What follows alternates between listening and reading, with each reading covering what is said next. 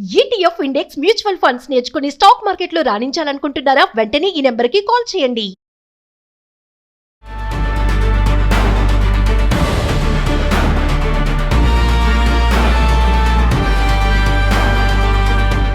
నమస్తే, welcome to Suman TV. Present మనతో పాటు సీనియర్ ఐపీఎస్ ఆఫీసర్ రెడ్డన్న గారు. నమస్తే సార్. నమస్కారం. సార్, సైబర్ సెక్యూరిటీ కోర్స్లో అడ్మిషన్ దొరకలేదని మరి ప్రఖ్యాత ఇన్స్టిట్యూషన్ కాన్పూర్ ఐఐటి వెబ్సైట్నే హ్యాక్ చేశాడు కుర్రోడు, నాకు సీట్ ఇవ్వలేదు అని చెప్పేసి. మరి ఒక్కసారి దాని గురించి మాట్లాడుకుంటే, ఇప్పుడు అతనికి ఆఫర్ చేసినందుకు అతను అరెస్ట్ చేయడం పక్కన పెడితే అతనికి ఆఫర్ వచ్చిందంట.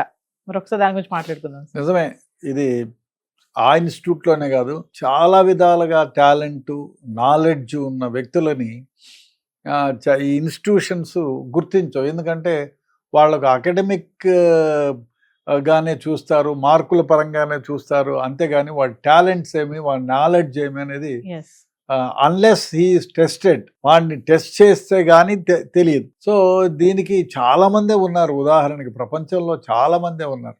మనం ఈ అబ్బాయి వ్యవహారానికి వస్తే, తను ఐఐటి కాన్పూర్ కోసం ఎగ్జామినేషన్ ఎంట్రన్స్ రాస్తే సరి అయిన మార్కులు రాక హీ వాజ్ డిస్క్వాలిఫైడ్. సో అతనికి సీట్ రాలేదు.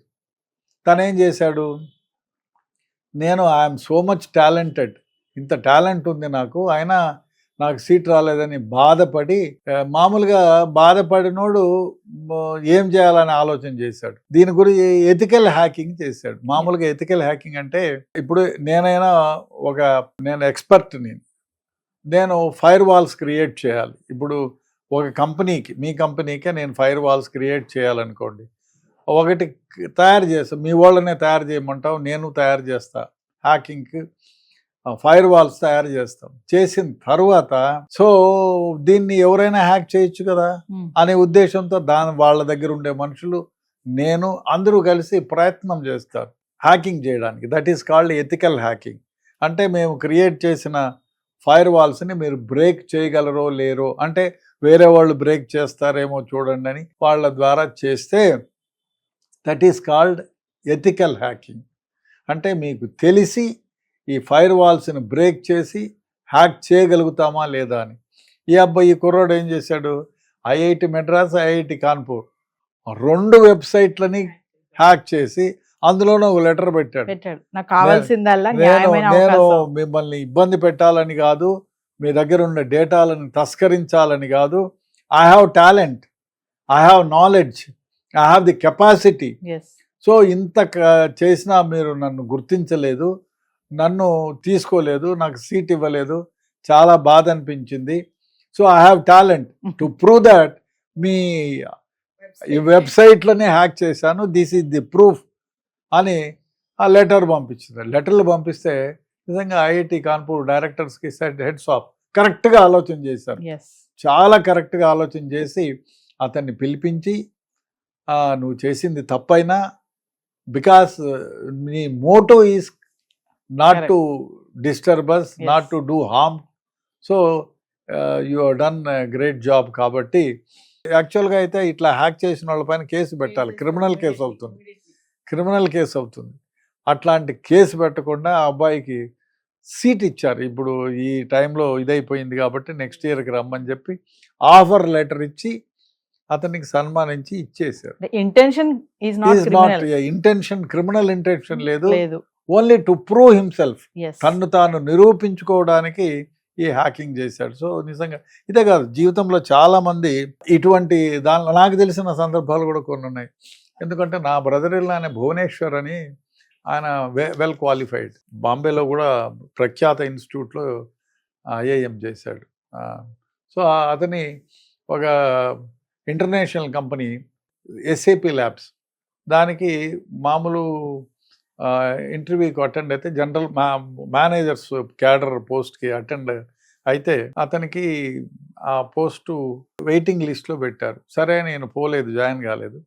తర్వాత డైరెక్ట్గా ఈ పెద్ద పోస్ట్కి ఇండియా, అంటే వేరే కంపెనీల్లో పనిచేసి చివరికి ఇండియా హెడ్గా he was taken as India head. ఏది రిక్రూట్మెంట్కే ఇండియా హెడ్గా హీ వాజ్ టేకెన్. అదే కాకుండా వరల్డ్ గ్లోబల్ డైరెక్టర్గా కూడా he was selected. So global డైరెక్టర్గా he was selected and he was there for the post long. అదే క్యాప్జెమినీకి ఇండియా హెడ్గా పనిచేశాడు. సో ఆ విధంగా చాలామందిని సందర్భాలు గుర్తించలేదు. అంతెందుకు నా దగ్గర ఒక అబ్బాయి పనిచేసేవాడు. ఇంజనీరింగ్ ఫైనల్ ఇయర్లో వాడి కొన్ని చిల్లర శాస్త్రాల వల్ల ఎగ్జామినేషన్లో all the subject fail final year. మళ్ళీ నాకు తెలిసి తిట్టితే సరే సార్ అని చెప్పి కూర్చొని రాశాడు. వాడికి చదువుకోవడానికి కూడా ఇంట్లో సరైన వసతి లేకపోతే మనమే కల్పించి చదివించాం. చదివిన తర్వాత ఒక సాఫ్ట్వేర్ కంపెనీకి ఇంటర్వ్యూకి పోతే నువ్వు పనికిరావని చెప్పి అబ్బాయి వీడు నేనే మాట్లాడా ఇంత ఏదైనా జాబ్ ఇవ్వండి పాపం పిల్లోడు ఏమి లేదు కష్టము ఇబ్బందికరంగా ఉంది నాకు అంటే 25,000 రూపీస్ జాబ్ కూడా హీ వాజ్ నాట్ సెలెక్టెడ్. తర్వాత బెంగళూరులో ఒక కంపెనీకి హీ వాజ్ సెలెక్టెడ్. అక్కడ టీమ్ లీడర్ అయినాడు. అయిన తర్వాత ఇదే కంపెనీ వాళ్ళు 25,000 వదిలేసి 2.5 లక్షలకి ఆఫర్ ఇచ్చి లెటర్ ఇచ్చి ఆఫ్టర్ 4 years తీసుకున్నారు. వీడు 1 year 1.5 years చేసి I'm not interested this job అంటే బాబు ఇంకో 50,000 ఎక్కువ ఇస్తాంరా పంజాబ్ అన్నారు. కాబట్టి టాలెంట్కి చదువుకి సంబంధం లేదు. చాలా సందర్భాల్లో టాలెంట్ ఉండేవాళ్ళు అని గుర్తించలేరు. అకాడమిక్ ఇన్స్టిట్యూషన్స్ వరకు చాలా వరకు గుర్తించలేని పరిస్థితి. మనము చాలామంది చూస్తే చదువులో రాణించలేని వాళ్ళు వేరే విధంగా వాళ్ళకి జ్ఞానం ఉంటుంది, వేరే యాక్టివిటీస్లో చేసి చాలామంది గొప్పగా పైకి వచ్చిన వాళ్ళు చాలామంది ఉన్నారు. అట్లా చాలా చెప్పుకోవచ్చు మనం. మీరు పనికిరారు పో అంటే వాళ్ళకే హెడ్ అయిన సందర్భాలు చాలా ఉన్నాయి. మార్క్ జూకల్బర్గ్ ఆయన కూడా అంతే. He was not selected. Finally he has made the head for that institution. ఈ విధంగా చాలామంది ఉన్నారు. అంతెందుకండి ఒక పోలీస్ ఆఫీసర్ మా దగ్గరే అంటే ఫస్ట్ పోలీస్ ఆఫీసరు ఆయన ఎస్ఐకి సెలక్షన్కి పోయినాడు. తమిళనాడు నుంచి ఫస్ట్ ఏపీకి ఆంధ్రప్రదేశ్ కలిపి ఉన్నప్పుడు తెలంగాణ ఆంధ్రప్రదేశ్ కలిసి ఉన్న 1950 ఆ ప్రాంతంలో ఆయన first DGP of Kalyan Ram, first DGP of Andhra Pradesh and Telangana. SI సెలక్షన్కి వాజ్ నాట్ సెలెక్టెడ్. నువ్వు సెలెక్ట్ కాలేదని చెప్పి పంపించినారు. కేరళ ఏమో నేటివ్ కేరళ తమిళనాడు అనుకుంటారు.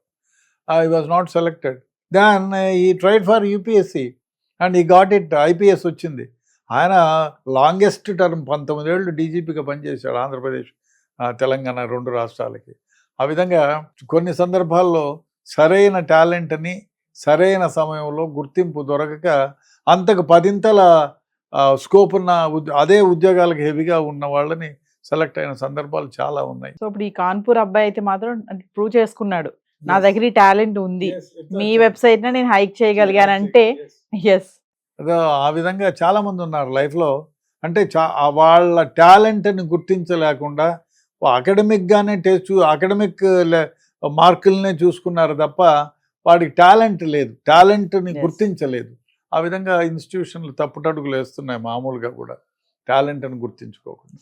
Thank you.